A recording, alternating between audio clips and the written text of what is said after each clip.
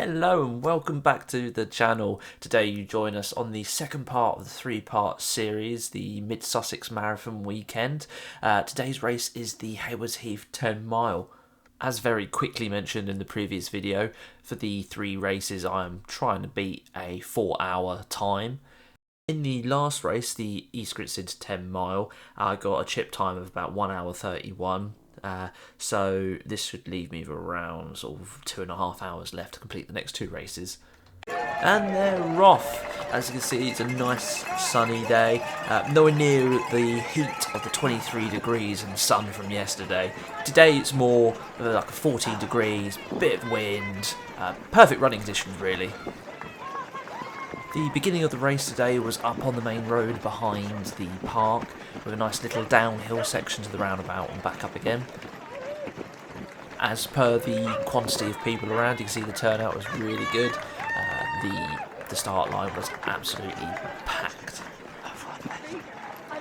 I think I was muttering to myself at this point, because I was double checking my pace at the start, because if you remember from the last race, that I kicked off a bit too quick, and I definitely had the repercussions. Back up the other end of the road now, and heading into the park for the first time. Up ahead you can see the kid with the power-up slap. Love it. He was around the course in several different areas. Definitely gave it a slap every time I ran past.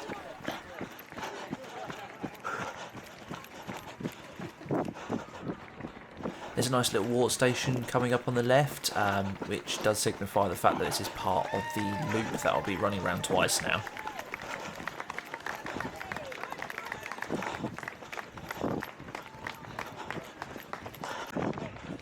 Coming down to the cross point of the figure of 8 on the route. As you can see, it's over a rail track. Let's see if there's any trains. Nope. Nope. Nope. So yeah, nice downhill through this bit. Yep.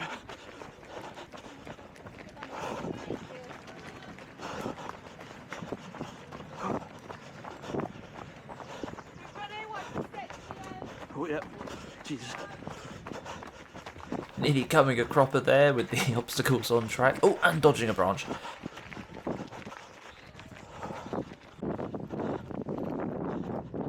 As you can hear, the wind is really picked up across this nice open park. Another park in Haywards Heath that we will be looping through. On the right hand side there, on the other side of the hedge, is the foot traffic coming from the other direction, which I've just covered. Oh, and on the left, a nice little fairground in the process of being put up. Hopefully that's ready by the time I finish this race. Coming around the corner now to the first drink stop of the race. Hopefully this goes better than my first attempt at the Grinstead run, which if you haven't watched already, please feel free to check that one out. Thank you.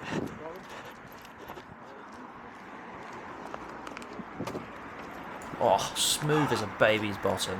That was glorious. Much, much better than the previous attempt at East Grinstead. A dramatic change from tarmac now to heavy woodland. Quite a lot of this race was undercover, which protected from the sun, which was nice. Also a nice downhill slope, again, pleasant. Much different to the, again, the race from yesterday.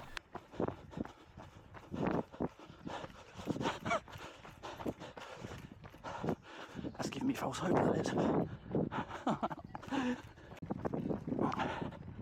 Back across the train tracks again.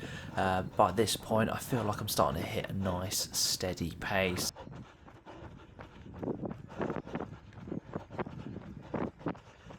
Plenty of runners heading the other direction, already on their second lap.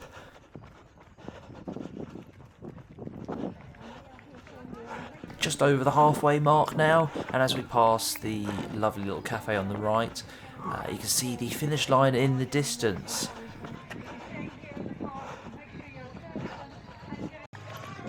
Unfortunately we had to run straight past it and head off on our second lap. Not before refreshing myself. Oh, that's naughty from the guy in front there. That should be going in a bin. Heading back down over the tracks for the second time. Let's see if there's any trains. Nope. Nope, still no trains. Typical. I do completely forget myself here. Remember, I'm meant to be dodging people coming the other way, coming from that chute off to the left. Thank you. Back to the steps, yep.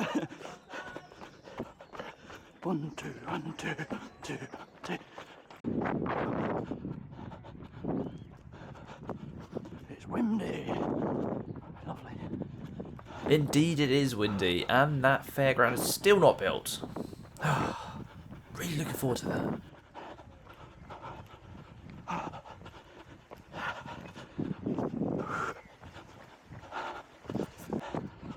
This is a really pretty part of the course. Lovely bit of wisteria coming through, and on the left is the bowls club and a miniature train track.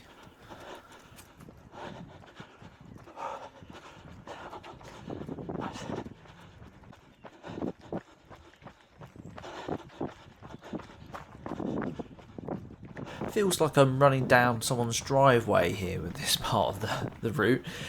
This is the bit that does curl round to the right to that lovely shaded downhill bit, giving me a nice bit of respite on this race.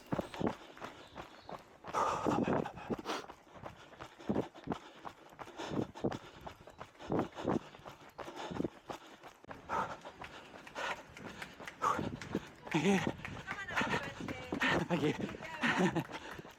Loving the support from the locals there. They really did give me some motivation. It was at this point of the race really where I realised I was absolutely smashing it. I felt really good in myself. I felt confident with the pace I was running. Yeah, it was all really coming together here.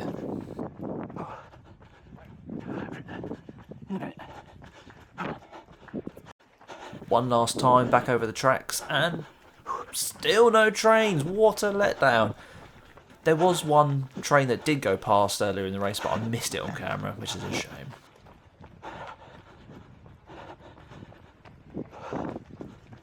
Now all I have to do is just push up this slope and the rest of the slope towards the finish line. Let's go! Here we go, the final push. The finish line is off to the left. We've got a nice little downhill slope to the end. Everything is lining up for a nice smooth finish.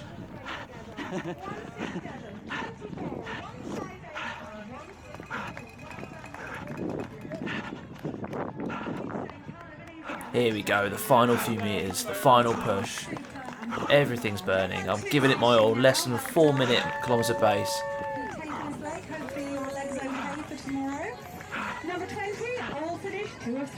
And across the line, and a nice little medal to finish. Woo. And there we have it, the end of race 2. As you can see, that's the Strava map, and the fact that it didn't record it as 10 miles, really annoying.